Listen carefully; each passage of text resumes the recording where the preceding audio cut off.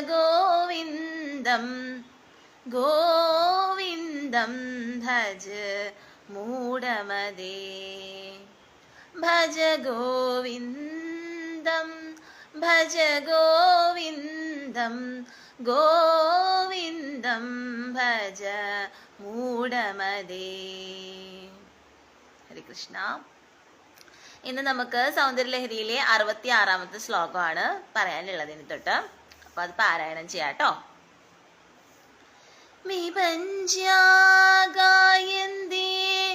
വിവിധമപദാനം പശുപതേ സ്വയാരാബ്ദേ വക്തും ചലിതശിരസാ സാധുവചനേ തദേയർ മാധുര്യേരപല പീതതന്ത്രേ